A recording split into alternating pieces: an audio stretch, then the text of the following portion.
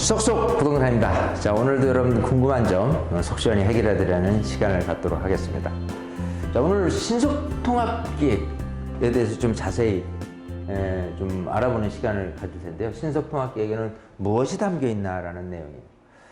자, 용적률, 첫 번째는 이제 용적률 및 층수 높이 완화라는 부분입니다. 신속통합기획의 주요 내용에는 7층 이하의 이종 일반 지역에서의 용적률을 완화하는 내용이 담겨져 있습니다. 이 정비사업에서 용적률은 사업의 수익성과 직결이 됩니다. 용적률이 높으면 높을수록 일반 분양이 많아지기 때문에 이 사업성이 좋아지게 되겠죠. 양호한 사업성일수록 추가 분담 금액이 적어집니다. 현재 용도지역상의 일반 주거지역에서 가장 큰 불이익을 받고 있는 지역이 7층 이하 2종 일반 주거지역입니다. 명목상으로 난개발 방지 등을 위해서 건물 최고 이 높이를 7층 이하로 제한하는 규제지역입니다. 자, 집을 짓기 위한 용적률도 서울시 조례로 170%로 묶여져 있습니다. 온전한 그냥 7층 이하가 아닌 일반 2종 일반 주거지역은 200%입니다. 근데 신속통합기획에서는 기준 이 용적률을 종전 170%에서 190%로 층수도 7층에서 25층으로 건립할 수 있도록 상향하고 층수 완화 시 적용되었던 공공시설을 위한 10% 이상의 기부 체납을 없앴습니다. 그리고 역세권 활성화 및 주택 공급 확대를 위해서 고밀 복합 개발로 300%에서 700%로 용적률을 상향할 수 있도록 했습니다. 기부 체납이 없다는 것은요, 이 지자체에게 기반시설 설치에 필요한 땅을 주지 않아도 되고 이것으로 주택을 더 지을 수 있으므로 수익성이 좋아집니다. 자, 그리고 이 도시계획에 있어서 더 유연한 기준을 적용을 하게 됩니다. 그동안 서울시는요, 이 박원순 서울시장이 만들어 놓은 서울시 도시기본계획에서 아파트 최고 층수 높이를 일률적으로 35층, 첫 주동 높이를 15층으로 제한해 왔습니다. 그러나 신속통합기획에서는요, 지역별 특성에 따른 이른바 감성적 높이 기준을 적용하였는데 주변 여건에 맞춰서 스카이란을 35층 이상, 첫 주동 높이를 15층 이상으로 건립할 수 있도록 좀 더 유연하게 하였습니다. 두 번째는 신속한 이 계획 결정으로 사업 기간을 단축하겠다는 건데요. 이 신속통합기획의 핵심은요, 통합심의를 통한 정비사업기간에 대한 단축입니다.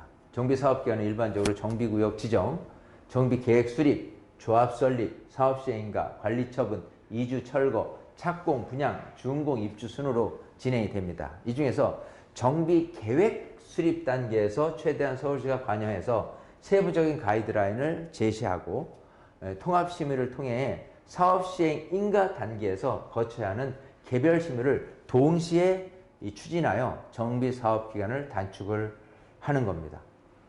주택사업 계획 관련 심의로는요, 건축심의, 건강심의, 교통영향평가, 재해영향평가, 환경영향평가, 교육환경평가, 도시군 관리계획 등이 있습니다. 신속통합계획은요, 이 같은 절차에서 이 건축, 교통, 환경 분야에 대해 통합심의를 진행해서 이 정비사업 절차를 대폭 단축하는 것을 이 목표로 하고 있습니다. 서울시가 생각하는 신속통합계획은 주변과 이 도시에 미치는 영향은 최소화하고 주택을 조기에 최대한 많이 공급하는 것입니다. 재개발 사업구역 상당수가 이 구릉지나 자연공간에 위치한 경우가 많기 때문에 현행 건축법 기준을 적용하면 제대로 된 사업 용적률 확보가 어려웠습니다. 높은 구릉지의 경우 경관을 가린다는 이유로 건물의 층수를 높게 짓는 것을 규제하는 겁니다.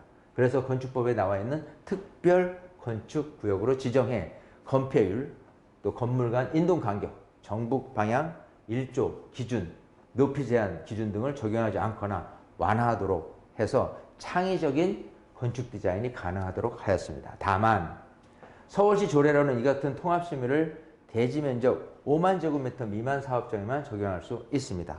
5만 제곱미터 이상 사업장은 도시 및 주거환경정비법 개정안이 국회를 통과해야 이 서울시 조례를 통해서 진행할 수가 있습니다. 서울시는 5만 제곱미터 이상 사업장에도 통합심의를 추진할 수 있도록 법령 개정을 요청한 상태입니다. 자, 그리고 사업 추진 초기 단계부터 서울시가 조합과 정비안을 공동으로 만들어서 심의 통과 가능성을 높이도록 했습니다. 서울시는 도시계획위원회 수권 분과를 만들어서 신속통합계획 수립 과정에서부터 수권 분과위원이 이 조합과 함께 계획을 만들었습니다. 일반적으로 도시계획위원회는 30명으로 구성되는데 수권 분과는 위원 9명으로 구성돼서 이 의사 조정이 용이해졌습니다. 이는 7층, 7층 규제, 2종, 7층 규제, 높이 규제 완화 등의 부분은 신속통합계획 적용을 통해서 위원회와 공감대를 높여서 가면서 긍정적으로 검토하는 일이 가능해졌고요.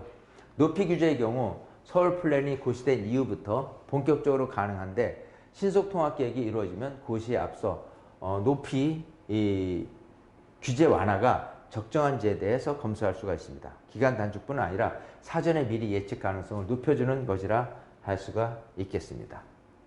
자, 이렇듯 신속통합계획은요, 공동주택, 도시계획 등 관계 분야 전문가 등의 지원과 주민소통을 통해서 시행착오 없이 빠르게 계획 결정이 가능해서 5년 이상 걸리던 구역 지정 기간을 2년 이내로 대폭 줄일 수 있습니다. 이 밖에도 서울시는 이 신속통합계획이 수립된 이후에도 정비계획 입안 단계에서 서울시 자치구 주민협의체를 운영해서 상호 지속적인 이 소통으로 시행착오 없는 절차 진행을 지원을 하게 됩니다.